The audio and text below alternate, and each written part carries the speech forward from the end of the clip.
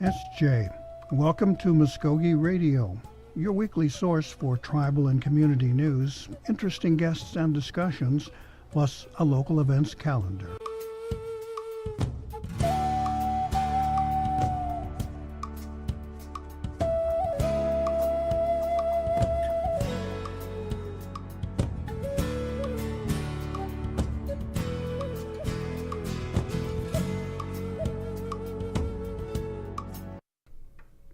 SJ, Stone Go, Gary Fife, Joho, Jeff Gados. Darren DeLon, Jeff Gados. That's 2 weeks in a row, Gary. I know, it just all these buttons get away from me sometimes. I'm just worried about him taking over the job, so trying to make you sound horrible. Welcome to the program this week, folks. We've got a couple of things to share. First of all, we have our annual Diabetes Summit coming up. Darren will be talking with Tori Fuller about the agenda and what we've got coming up, a little bit about who they are. And we've had a whole lot of things happening on the political scene and issues facing our nation, actually, and our principal, Chief James Floyd, is here today to talk about those somewhat and give us kind of an update on what's going on and where we may be headed. But first of all, let's go ahead and give it to Darren. You want to take over there on diabetes? Let's get it started. We kind of touched base on it last week. I know we were talking about it, but we know how everybody can forget. We got the attention span of an ant sometimes, and we can forget within a day. So we're going to go ahead and touch base on it again. We are sitting here with Tori Fuller. She's a registered dietitian for the MCN Department of Health out of Okemah. Is that correct, Tori? Yes. Tori, how are you doing today? I'm good. How are you? Doing okay. We are glad you can sit here today with us and be able to talk to us about what's going on with the Diabetes Summit. So it is the 12th annual, is that correct? Yes, that's correct. 12 years going strong, and it's getting bigger and bigger each year. So tell us about what is the Diabetes Awareness Summit. What is that? And just tell our audience what does that entail? So we have many great things planned for this year's summit, and we are it's awareness summit. So not only for the participants in the nation that have diabetes, but also for their families to come and attend and learn about diabetes and different topics. You know, with diabetes, you hear there's different types of diabetes. Could you kind of tell us the different types of diabetes, maybe in a small capsule, and maybe what types of diabetes that the Awareness Summit is going to be focusing on? Sure. That's going to be coming up. So we have three main types of diabetes: type 1, type 2, and type 3. Majority of the people in our nation have type 2 diabetes, and that's the preventable type of diabetes. So that's kind of what we'll be focusing on mainly, is the prevention and the awareness of the type 2 diabetes. Okay, we spoke with Garrica Bateman last week, and she brought something up that really, no pun intended, caught my eye, and it was something that it was dealing with the retina, and I never heard about that before, and so it was really intriguing, and would that be talked about at the Diabetes Awareness Summit? Something about dealing with getting your eyes checked, especially if you do have diabetes, type 2 diabetes, or just trying to prevent having prevention of diabetes. Sure. So we'll talk about the prevention of diabetes, but also if you have type 2 diabetes, the prevention of the complications such as the damage to the eyes. So we will talk about that. We will also have a health screening first thing in the morning. So people who have diabetes or people who think they might have diabetes, we can do a health screening on you so that we can find out those risk factors for those complications or for diabetes. So those will things that we'll talk about during the event. To top it off while we're going out in the morning, just having that health screening. What else is going to be going on throughout that time at the Awareness Summit? Sure. So we're going to have two keynote speakers, which is going to be Dr. Morford and then Dr. Vincent.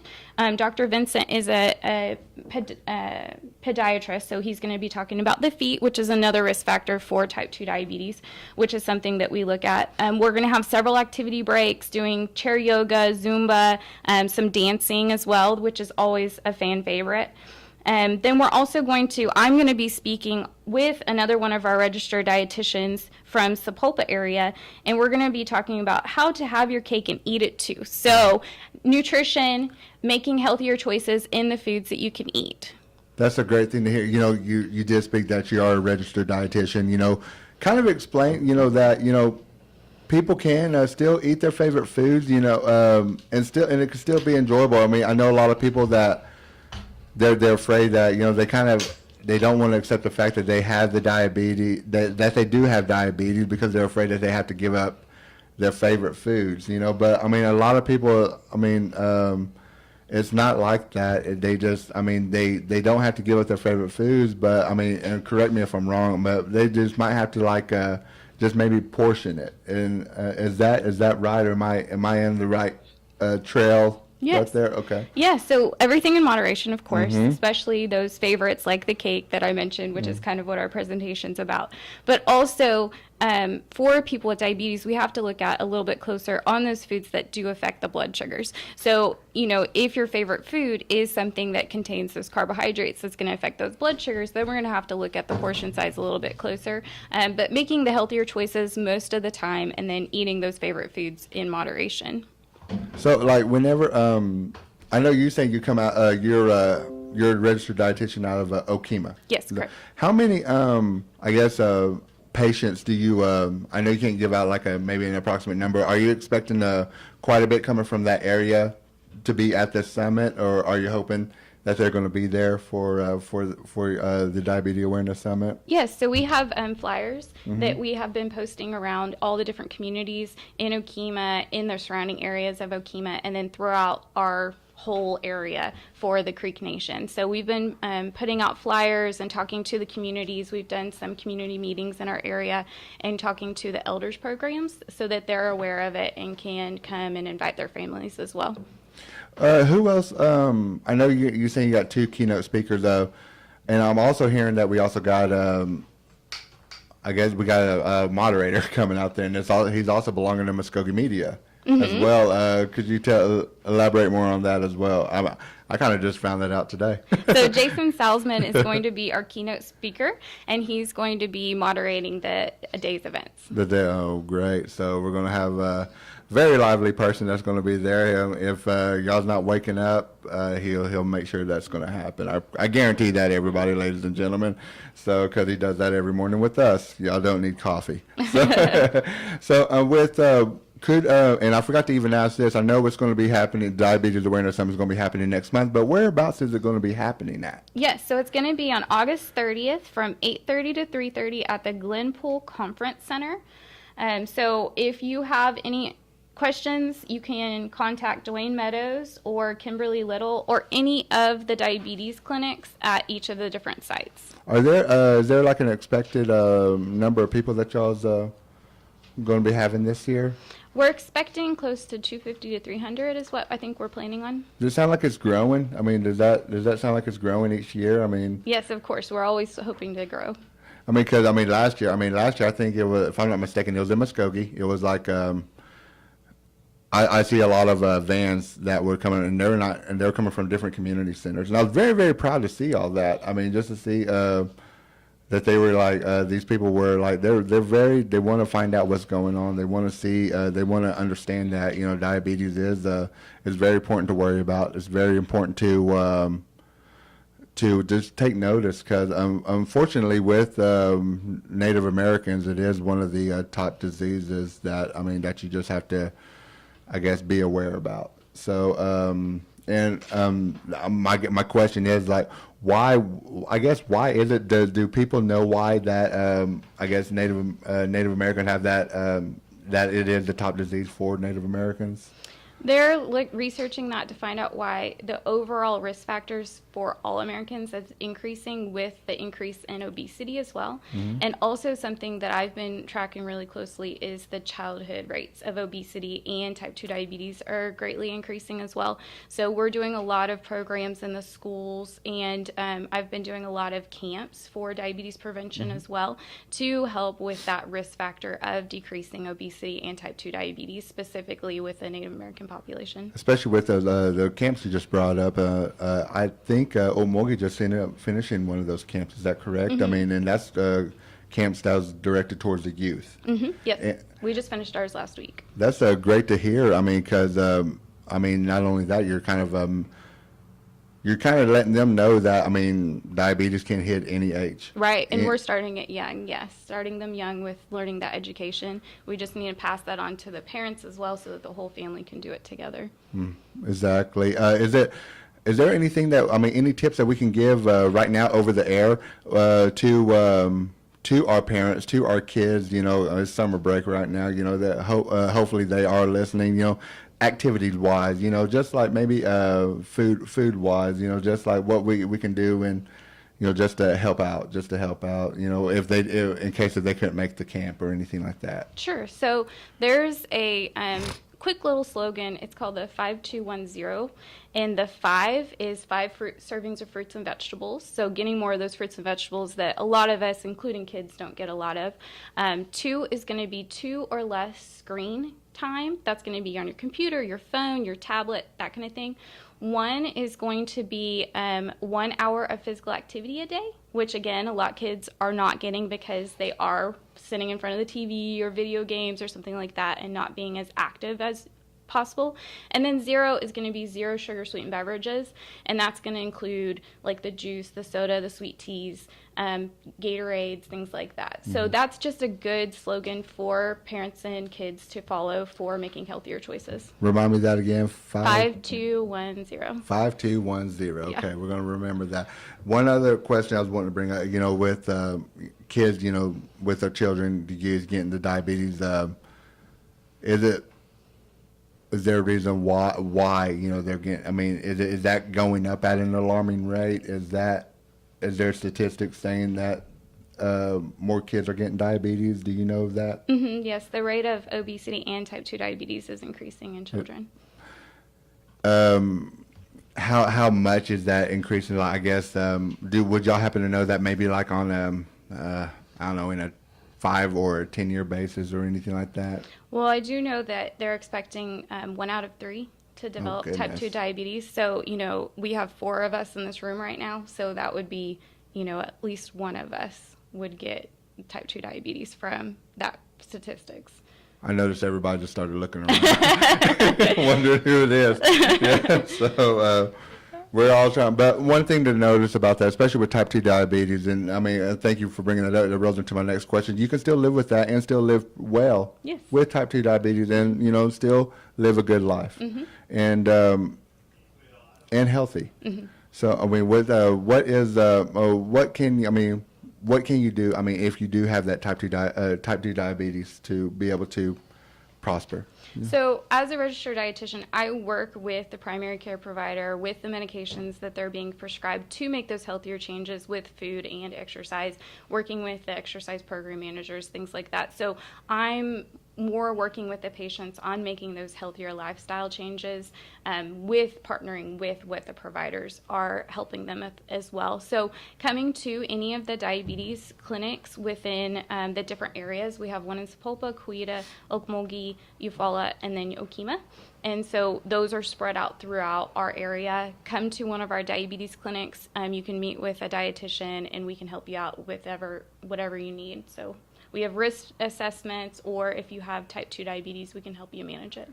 Are you seeing any reward? Are there any like reward stories or that you're just seeing for yourself? That I mean, like there's this person that just like is a transformation. Is there a change?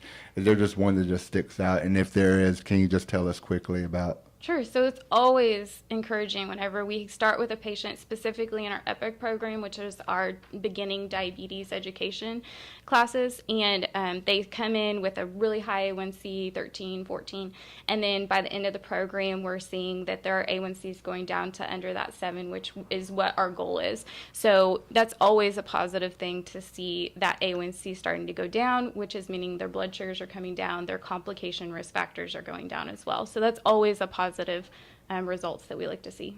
All right. Tori, I want to thank you very much. Quickly, could you give us the information on when the Diabetes Awareness Summit is going to be? Yes, so thank you for having me. Our 12th Annual Diabetes Awareness Summit is going to be on August 30th from 8:30 to 3:30 at the Glenpool Conference Center. And that's 12205 South Yukon Avenue in Glenpool. Correct. All right. Tori, again, thank you very much. We're going to take a quick break here on Mvskoke Radio on 1240 and 106.3, and we're going to come back with Mr. Gary Five, so please stay tuned. I started doing it when I was 11. I wanted to be just like my big brother. And some of my friends were already doing it. We got hooked fast. I just can't get enough. I'm Jacob, and I'm addicted to playing the drums. There's lots of stuff that makes it cool to be Native. Doing meth isn't one of them. Find something better to do. Check out ncai.org. A message from the Partnership for a Drug-Free America and the National Congress of American Indians. Red Stick Gallery in Okmulgee, Oklahoma features items handmade or designed by Mvskoke Creek enrolled citizens from all over. Owned by the Mvskoke Creek Nation, the gallery proudly sells ribbon skirts and vests, Southeastern designed clothing, jewelry, prints, and many other items. For more information, visit www.creeknationgiftshop.com. Red Stick Gallery, located 105 South Grand Avenue in historic downtown Okmulgee.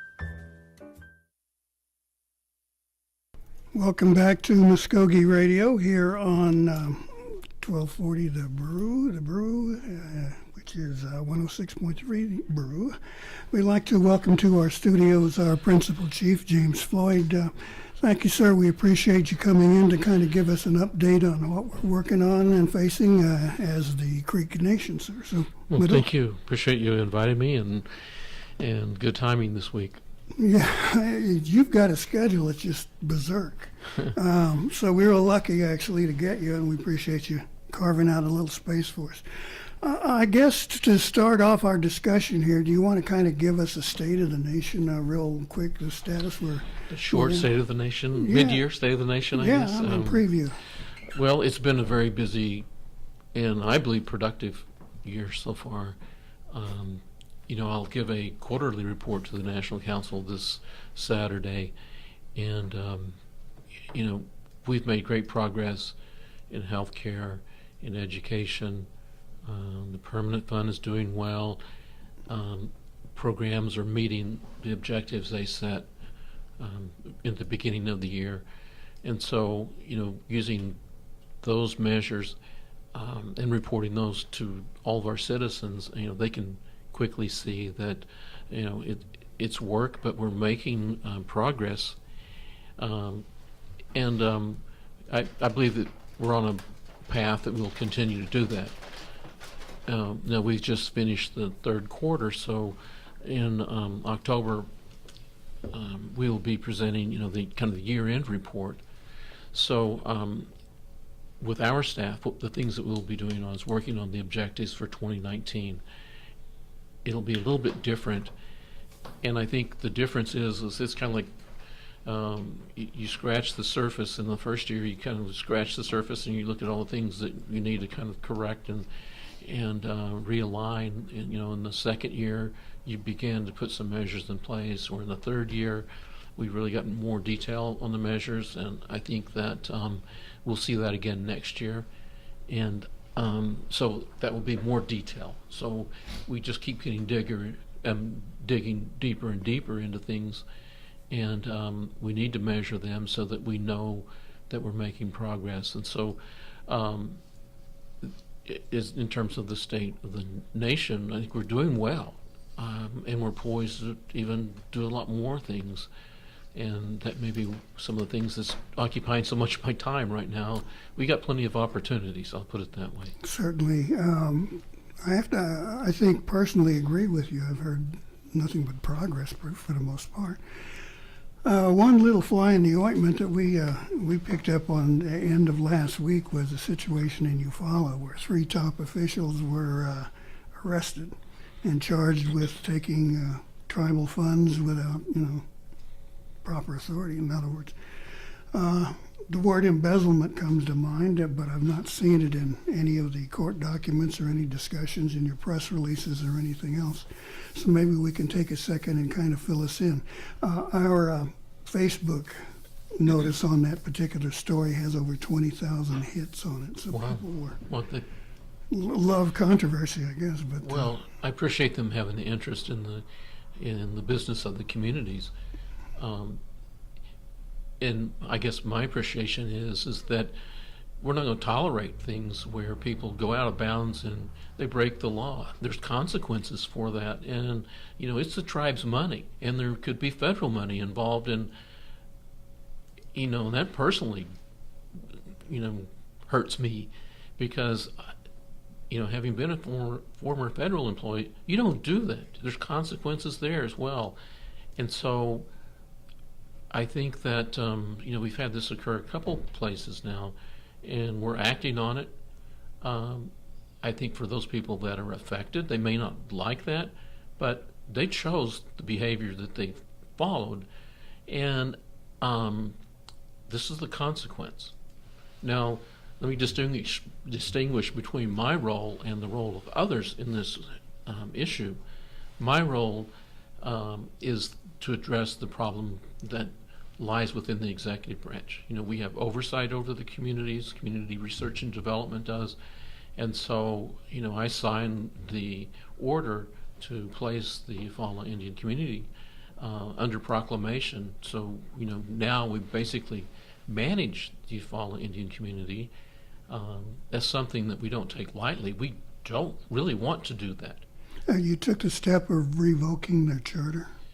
We hold their charter kind of in abeyance, in a sense. They will still follow those things. It's just that our staff will be presiding over the meetings, and I think there's a meeting tomorrow night, I believe, the regular meeting.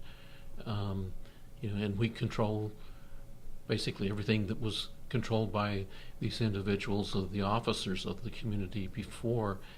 And in this case, so that was my role. In this case, it was also investigated through the Attorney General's office and their investigation team, and resulted in charges and arrests, and that's serious.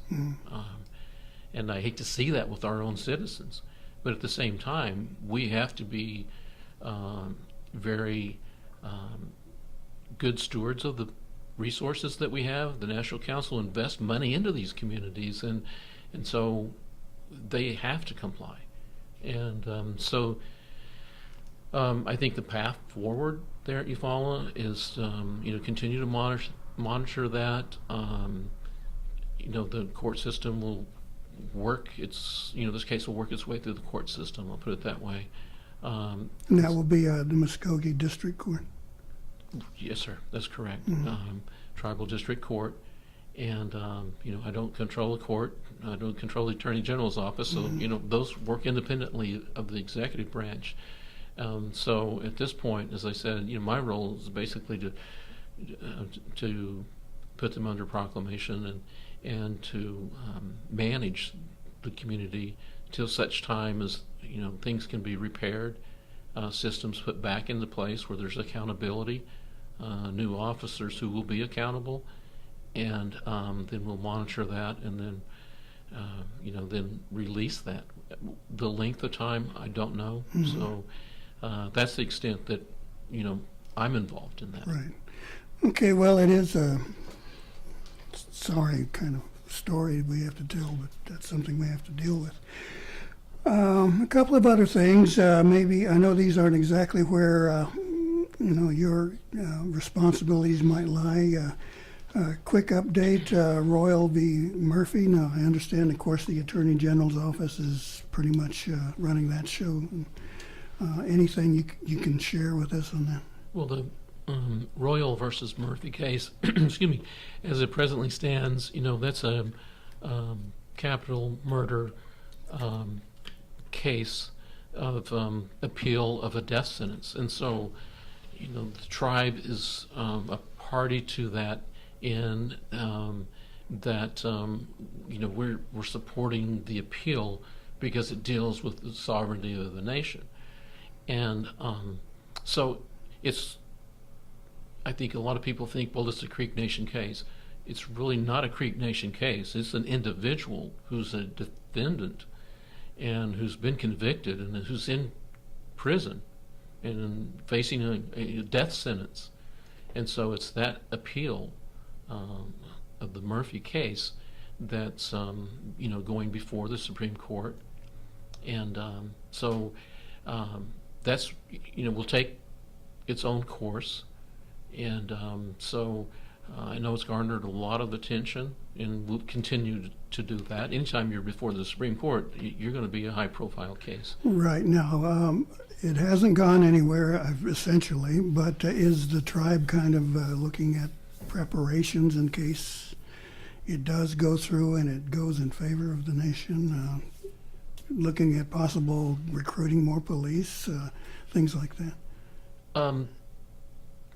No, I guess I'll put it that way, because I think that's where the speculation exceeds the case. Okay, yeah. And then that's where the talk, kind of has no boundaries, so to speak. So you hear everything from, civil cases to, law enforcement.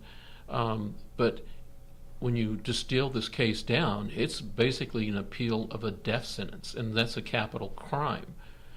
And so that's really what the case is about. And so in that regard, we don't see anything changing in regard to the nation, especially anything overnight. And I think that's been the misnomer of the case, is that, hey, everything's going to change. And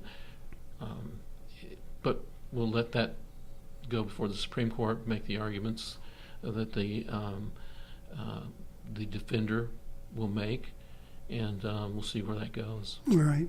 Personally, I think it's kind of a pity that something so important to our nation is pinging on a murder trial.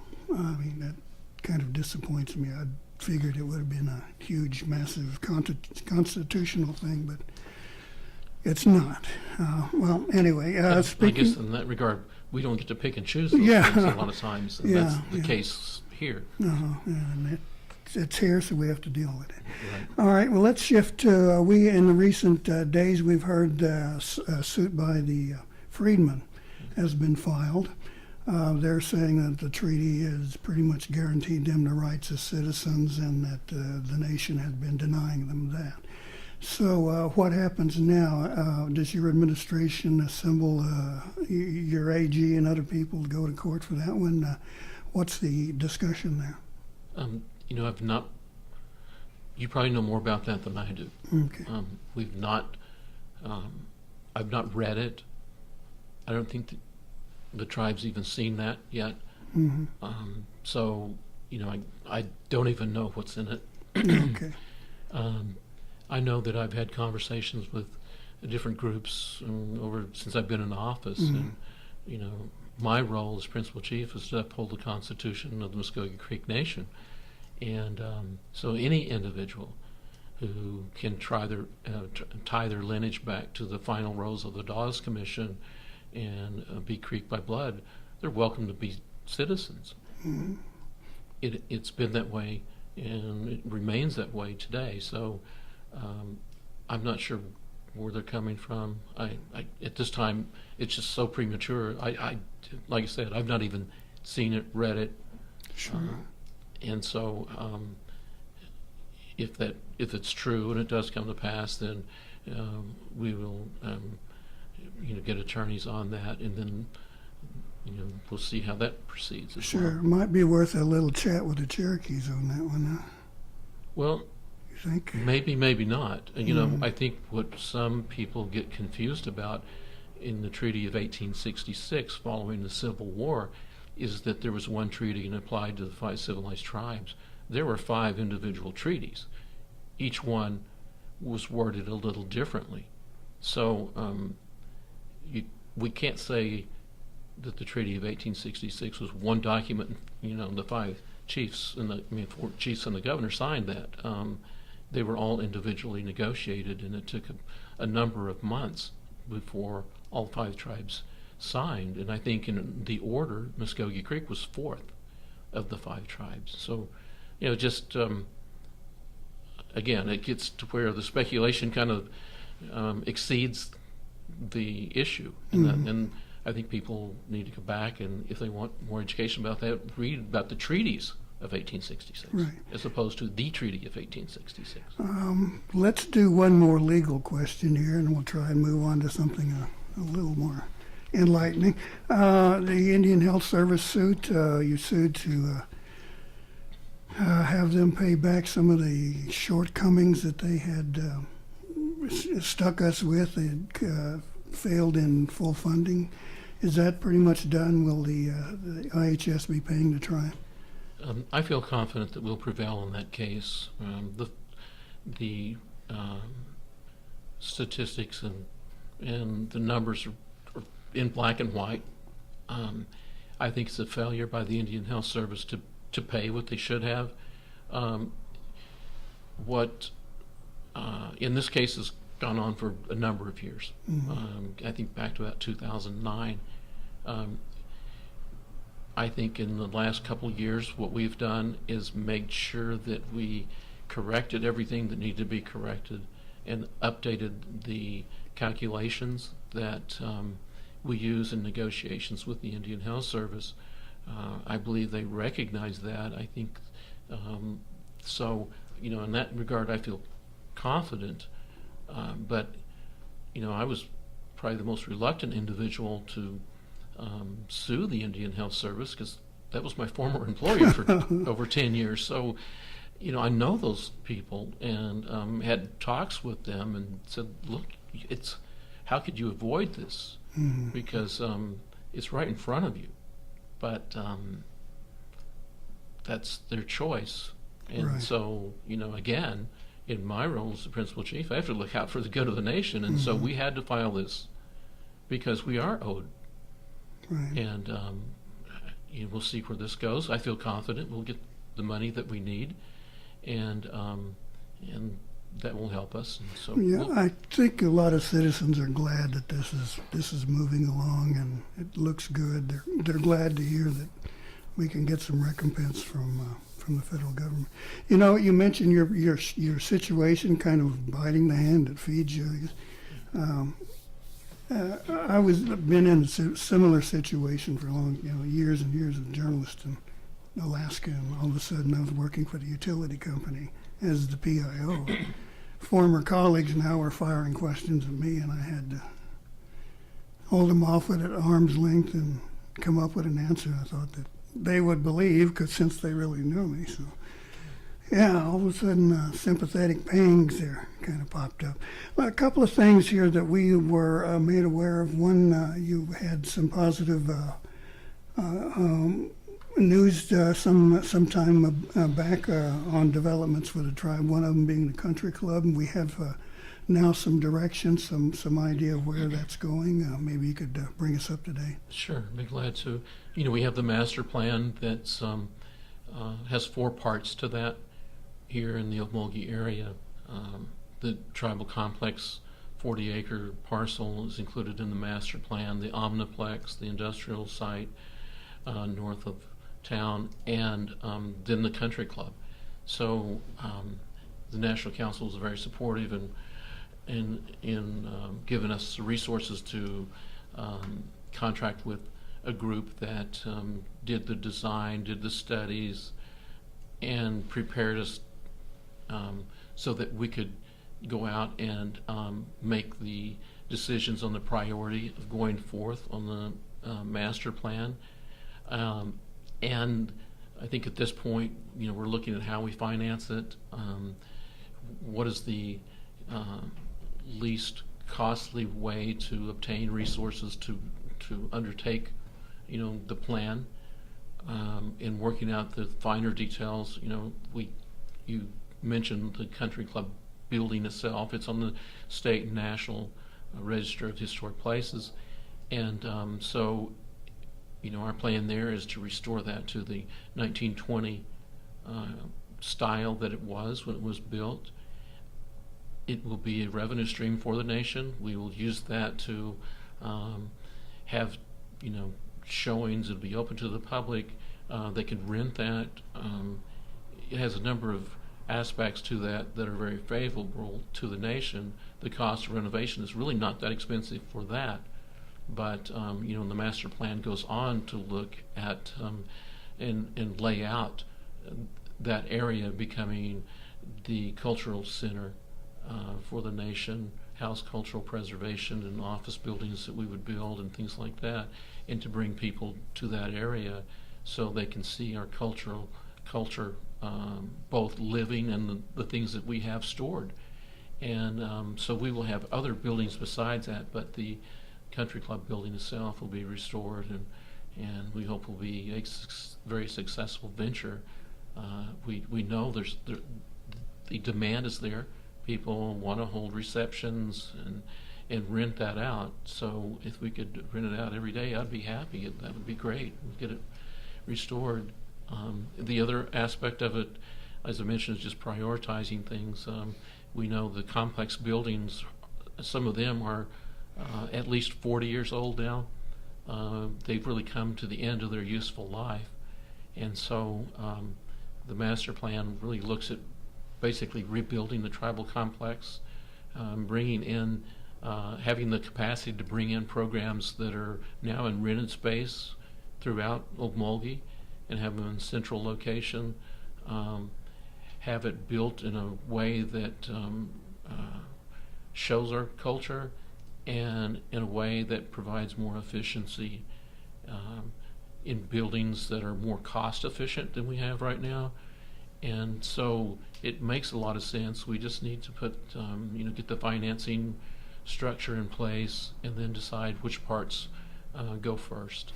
Well, we hope that the media building, the former Commerce and Trade building, is included in that plan. That tin shack gets a little cool in the wintertime. Yes, I was in that building in the 70s, so I know that. Okay, well, come on back. We have a lot of guests living there now that we hadn't planned on.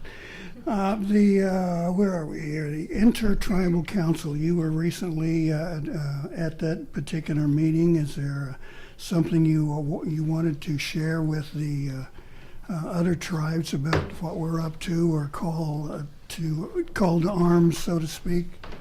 We did host, Mvskoke Creek Nation hosted the most recent Intertribal Council of the 5 civilized tribes at River Spirit in Tulsa. We continue to, I'm very grateful, first of all, for the relationship the 5 tribes have.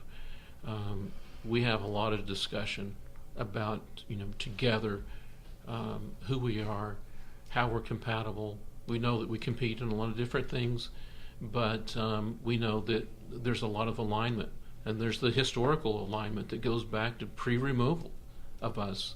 So knowing those things, I think the Intertribal Council works together very well. I think some of the things that we discussed this last meeting was, one, the size that we represent.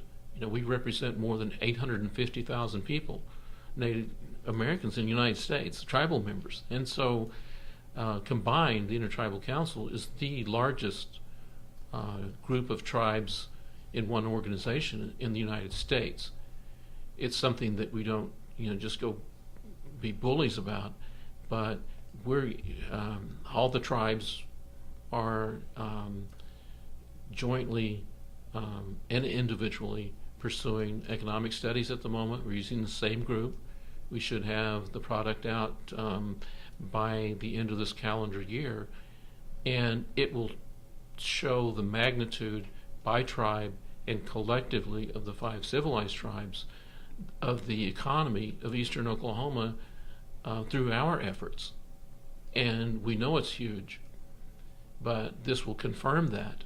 And so we want to have that completed by the end of the year, so as we go into the next legislative session here in Oklahoma, that we have not just words to say, but we have the data that we can educate the legislators on, and that they need to invest in Indian country in eastern Oklahoma. And we believe the majority of the economy of eastern Oklahoma. And I think the study will prove that. It will show the economy of each nation, and it'll show the combined impact that we have in the state economy. Is there something there where you can use that collective political weight to, say, influence something in the governor's office for the state of Oklahoma, the legislature? Are they beginning to pay a lot more attention now, or are you still having to kind of butt heads with them? Do we have enough weight to pull off a particular topic or issue? Well, I can't speak for the other 4 tribes, but I know we've had a mixture of both within Mvskoke Creek. We have advocates there, we have strong supporters, and we have others who, just don't recognize the impact of tribal economies and tribal nations and our sovereignty. So, again, this will, I think, have a huge impact on some of their thinking. We'll have a new governor in place, many new legislators, and so we've got a new group to work with. We'll see what,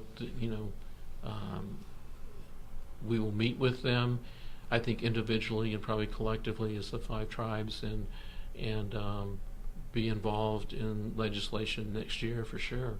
Will we have to re-educate the legislature?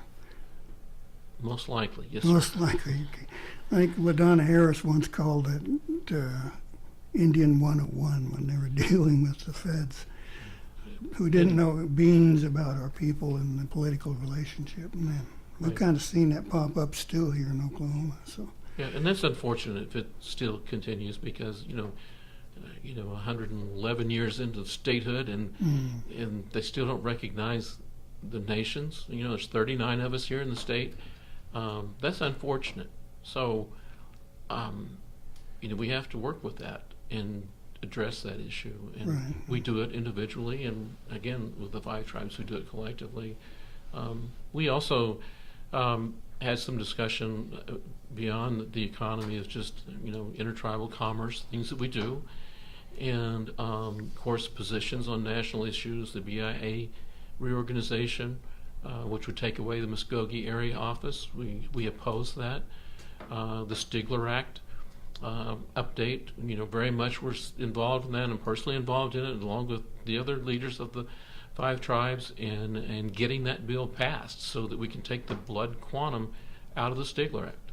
And so as we as we're here today, we're waiting for the Natural Resources Committee report and the OMB mark of the bill, which is 0 because there's no impact on the government in terms of finances. It just strikes that one sentence. And so, okay, now for the benefit of our listeners who are not familiar with the Stigler Act, perhaps you could give us a real quick capsule. Sure. The Stigler Act was also known as the Act of 1947, which is the 47 Act, was put into place, and it only affects 5 tribes in the United States, and that's the 5 civilized tribes, and restricted and trust land remained with the citizen, remained with the individual Indian person, unless they were less than 1/2 blood quantum. So that's how a lot of our land got out of the hands of the Indian citizens into non-Indian people. And so this strikes that blood quantum. So anybody under 1/2 could still hold their land in restricted or trust status. One of the more controversial topics being discussed here in Oklahoma is the 788 bill, medical marijuana. We've got people lined up on both sides of that issue real quick, and they're digging in their feet saying yes and no. It's the gateway to recreational drug use, and others are saying no, it has actual medical benefits that have been testified to by various users. Now, if and when such a law gets enacted, where does that leave us? In a federal status, are we exempt? Do we have to follow federal rules, the state rules? Where does that leave us? Well, we have to follow the federal rules, and so the federal rule has not changed. The federal law has not changed. So Department of Justice, Drug Enforcement Agency, you know, Indian Health Service, Bureau of Indian Affairs, what they followed last month, they follow today, and they will follow a year from now unless something changes on the federal level. The state law doesn't affect the nation. So we don't change because the state law changes. It's subservient to us, and we have to follow the national law. Now, in terms of what we are looking at closely is the opportunity or the ability to study marijuana in terms of its medical efficacy and what value does it really have. There's not that many studies out there. Personally, we're looking at legislation that's out there to permit some of the federal agencies to study that, and what may some of our health department staff look at in terms of studying that. It's unfortunate, but the reality is it's not really been studied clinically very much at all. And we have 30 some odd states who've made it legal. So if anything, we would proceed cautiously and probably even just look at any opportunity to study it. But we cannot prescribe it, we cannot dispense it. Those federal laws that we follow must be adhered to regardless of what the state does. Sure. So if the state does approve such a law, it's still against the federal law and against the position of the Mvskoke Creek Nation. In other words, you got a stash and you get busted, you get prosecuted. Right, and that would be through our light horse. It couldn't be dispensed through Indian Health Service or tribally contracted or compacted entities like ourselves. So it applies to us on the federal level, and the federal level is through Jeff Sessions. That's not changed. Right. Not likely to this political climate, I guess. All right, now I think we've hit most of the big questions that were on my list. Now, I had an interesting discussion with Chief Hawkins some weeks back on a lot of different things, including the open carry gun law bill that went to the governor, and she said, no, we're not going to do that. Right now, we are shown that it's illegal to carry a weapon here on the campus. Chief Hawkins was saying that, well, according to one of the statutes in the Creek Code, that you can carry a weapon on property, but I've always known it to be something that can't be done on the campus and this sort of thing. So if that changes, will we continue to bar guns from the campus and any other spot that's deemed well, let me put it this way. Regardless of the change in the state law, notwithstanding anything the state does, we still have the authority as a sovereign nation in alignment with any federal law to bar guns, or in that case, the state law that the governor vetoed would have allowed open carry. We can post signs in our buildings that says, no weapons allowed, and whereas they can walk into Walmart or something with one that's not our property. Those are totally two different things altogether. So we do control in our buildings, in our property, what we want as a nation, and so we do have signs in numerous locations that carrying weapons are not allowed, and we'll probably continue to do that regardless of the status of that bill. I know it was a controversial bill. I did have a chance to meet with the governor the day that she vetoed the bill. She told me her reasons. I understand her position. I know she got a lot of flack over that. Next year could be another story with a new governor, a new legislature. They may want to revisit that, and probably will. Gun seems to be in every session in the last few years. So we'll see what they do next year. Right, and those people with a permit to carry are still going to be warned not to bring them onto the campus. Right, as it stands right now, that it's concealed carry with a license, so they have to have they have to meet the requirements of concealed carry. Well, that's kind of reassuring to me. I mean, I don't want to go back to the days of the Old West when anybody's packing a shooting iron on their hip. Okay, now I guess the last question isn't really a tribal question, but it's something that I think that affects us. We've seen the controversy in Tulsa with school names, and the Brady whatever, and then the Robert E. Lee thing, and I see where in today's news there was a recommendation by the school board that the Lee School be renamed Council Oak. How does that hit you? I mean, what's your reaction to hearing something like that? We've been involved with Tulsa Public Schools in the group. There's a group that was charged with looking, I guess, at a number of schools. Lee Elementary was one of them. We did have a let me start with what their process, and they had a number of names that they suggested, one of which was Council Oak Elementary. They had an open house or several open houses where each name had a storyboard to it, and so I think our cultural preservation staff, they provided the storyboard on Council Oak.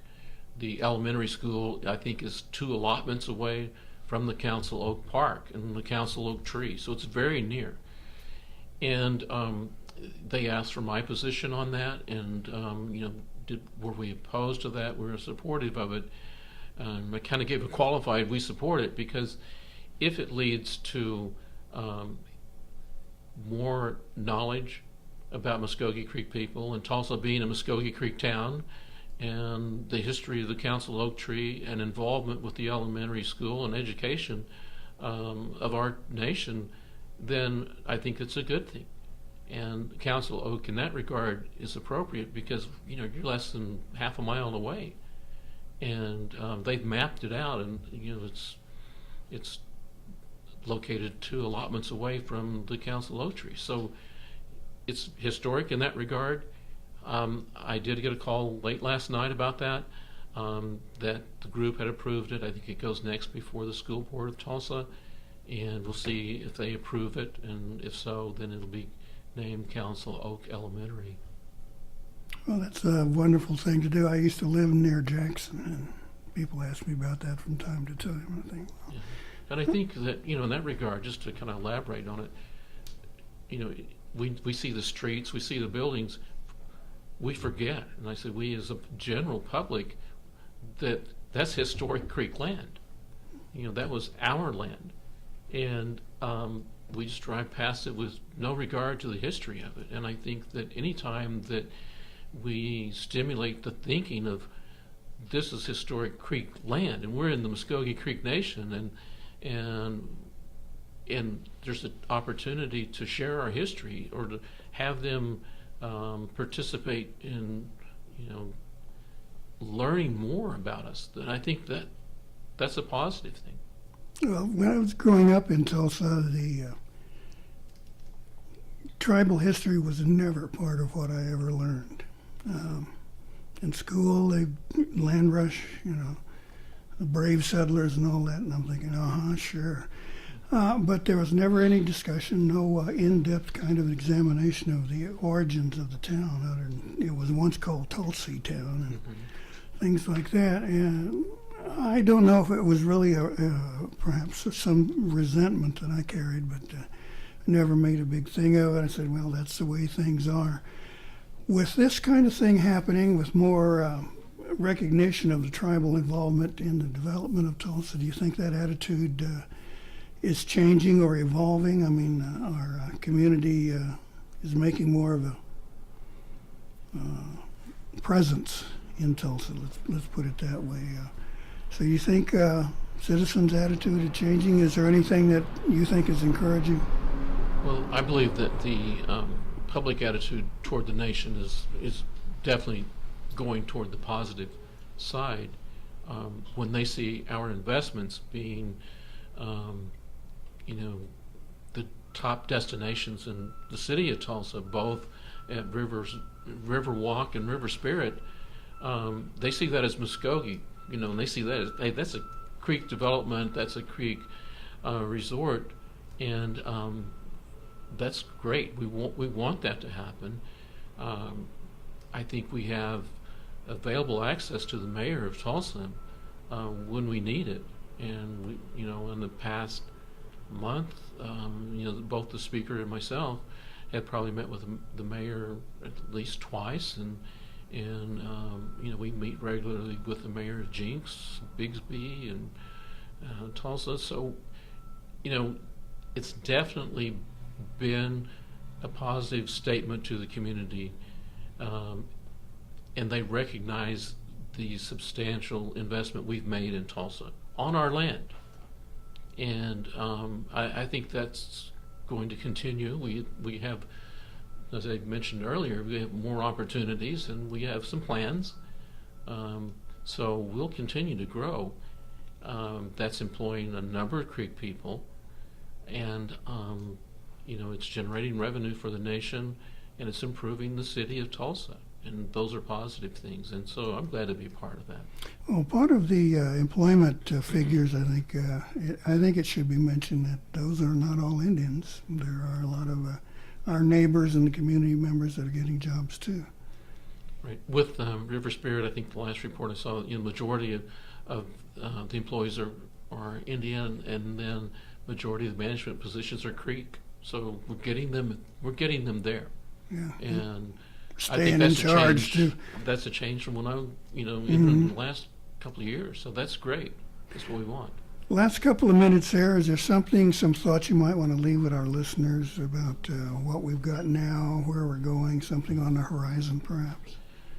I know that we've talked about a number of issues and probably left out a number of them. Oh yeah, guilty as charged. Talk all day. I just want to kind of go back to, it's been a busy month for me in the last month. I've been in the state of Georgia, and we talked about education, and we can't forget, our previous homes. My last visit in Georgia, I went to Nuachota, which was the beginning of the Cherokee Trail of Tears, which is, less than 125 miles from where we signed the Treaty of Indian Springs. And so was invited back by members of the governor's staff to talk specifically about Indian Springs, and I hope to be back there in September because I visited there.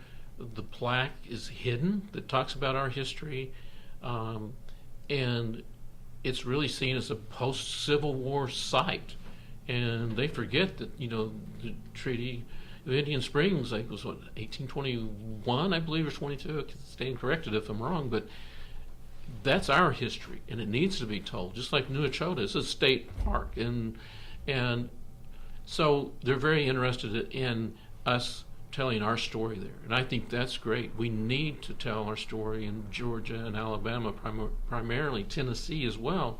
We have histories there, and those are forgotten. They think that they did try to kill us off, I think, but they think that we ceased to exist once they, held land lotteries in the state of Georgia and ran us out. So we're trying to put back into place the true story. It's sometimes a painful story. Painful for them. I think it's positive for us because we get the true story out there. But I think that we're making inroads into getting our message out, and we'll continue to do that. We haven't neglected our historic and sacred sites in the Southeast, and we'll continue to work on those. Okay, thank you. Principal Chief James Floyd, we appreciate you making time and running through my list of questions. As you say, there are more that we haven't touched on. We'd love to have you back and hit on some of those, 2,000 meadows. Meadow, and thank you for inviting me here today, and thanks for everyone who's listening, and hopefully be back on soon. Okay. Real quick, back to school, Mvskoke Dome, August 3rd. That's a Friday, 5 to 8. fun and informative events for Native families and school-aged children, probably one you want. Mado, thank you for listening to Mvskoke Radio here today. We appreciate you being with us.